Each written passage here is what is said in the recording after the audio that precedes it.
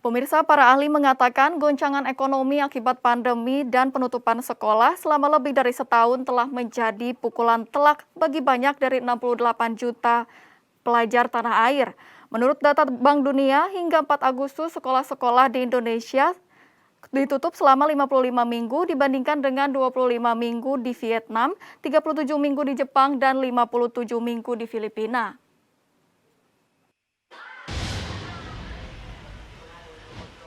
Nikadek Suryani sudah tidak sabar untuk memulai tahun keduanya di sekolah menengah pertama tahun lalu sebelum pandemi virus corona melanda.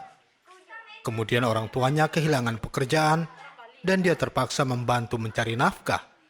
Gadis 13 tahun itu di markas amal Bali Street Moms yang kini mensponsori studinya mengatakan dirinya hampir putus sekolah dan sempat berjualan tisu di perempatan lalu lintas. Saya hampir putus sekolah karena masalah ekonomi. Ibu dan ayah saya tidak bekerja. Lalu saya sempat berjualan tisu di lampu lalu lintas. Saya dibawa ke yayasan ini untuk ditolong agar bisa lanjut sekolah lagi. Banyak sekolah di tanah air tetap tutup dan sisanya buka dengan jam terbatas. Nenek saya selalu berusaha mensekolahkan saya sampai kelas 6 SD. Walaupun tidak cukup, saya ingin setidaknya sampai SMA. Tapi nenek saya tidak punya uang untuk mensekolahkan saya. Ketidakhadiran guru dan biaya sekolah serta persediaan yang berkelanjutan adalah alasan lain bagi siswa yang berjuang untuk belajar atau memilih keluar dari kelas sama sekali selama pandemi. Penyebab utamanya pertama adalah mereka tidak bisa membayar buku. Tidak bisa karena masa corona adalah per 6 semester mereka harus ada ujian. Mereka harus ada bayar ujian, harus bayar buku. Dan ada juga sebagian yang sekolah di SMP swasta, itu juga harus bayar SPP. Selama masa pandemik 1 tahun mereka tidak kuat membayar SPP. Karena mata pencarian orang tua berhenti, pada akhirnya rapot tidak keluar, dan mereka juga keterbatasan HP, handphone, dan internet. Itu sih penyebab paling utama, dan sekolah hingga detik ini juga masih tetap menagih SPP. Dengan ditutupnya sekolah, pemerintah mengembangkan kurikulum darurat yang disederhanakan dan menyiapkan pelajaran secara daring bersama dengan kredit internet untuk membantu keluarga membiayai pembelajaran jarak jauh.